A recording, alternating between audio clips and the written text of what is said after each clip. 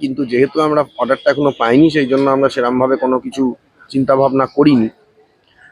আর সব থেকে বড় ব্যাপার হচ্ছে যে ডিপার্টমেন্ট এখানে ওনার কে সম্পূর্ণরূপে অবহেলা করছে, এবং যা যা অর্ডার হয়েছে ওনার ডোমেস্টিক ভায়োলেন্স কেসে বা হাইকোর্টে যা অর্ডার হয়েছে, ডিপার্টমেন্ট, পুলিশ ডিপার্টমেন্ট কোনো অর্ডারই মানেনি। এমনকি ওনার সঙ্গে মিসবিহেভ এখনো পর্যন্ত চলছে। আর পুলিশের এই ব্যাপারটা, পুলিশ আমরা এমনিতেই জানি যে কোর্টের অর্ডার মানে না।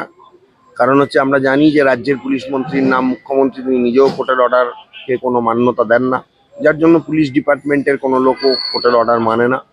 আর সব থেকে বড় ব্যাপার হচ্ছে যে এতটাই প্রভাব ওনার হাজবেন্ডের ওই এলাকায়, ওই জেলায়, দক্ষিণ চব্বিশ পরগনায়, এবং জেলের অত বড় অফিসার তিনি যেহেতু, সেই জন্য পুলিশ আরও তার হয়ে কোনোই কাজ করছে না।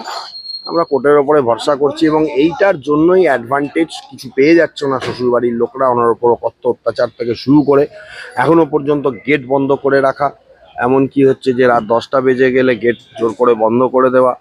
আর হচ্ছে যে ওনার মিটার, সেই মিটার যথেচ্ছভাবে ব্যবহার করা, ওনার নামে মিটার নয় কিন্তু সেই মিটার কানেকশন যেখান দিয়ে ওনার কানেকশন রয়েছে, সেই মিটার নিজেদের যেহেতু বাড়িতে মিটার যথেচ্ছভাবে ব্যবহার করা। ওনাদের তো কোনো অথরিটি নেই। সিসিটিভি বসাতে বলেছে কোর্ট, সেটা ঠিক আছে, কিন্তু ওই মিটার থেকে কেন সিসিটিভি বসবে? অন্য মিটার সেই বাড়িতে আছে, সেখান থেকে বসা। কিন্তু ওরা সেটা না করে এখানেই বসাবে, এবং যেভাবে হ্যাকেল এবং হ্যারাস করা যায় তাদের কোনোটাই ওদের বাদ নেই। এবং সম্পূর্ণ আরও একটা বিষয় রয়েছে, আপনি একটা জিনিস আপনাকে আমি বলি, ওদের এত সেটিং, এত পার্টিগতভাবে ওদের এত মানে ক্ষমতা, যে পুরো যে বাড়িটায় বাস করে পুরোটাই ইল্লিগাল। মামলাও তাই নিয়ে হয়েছে হাইকোর্টে, কিন্তু তবুও কোনো দপ্তর বা সোনারপুর রাজপুর মিউনিসিপ্যালিটি তাদের কোনো হেলদোল নেই। আশা করি আমরা কোর্ট থেকে অর্ডার পাবো, সময় লাগবে। আর পুলিশ হয়ে ওনার যে হাজবেন্ড, মানে তার থেকে নোংরা মানুষ আমি পৃথিবীতে দেখিনি।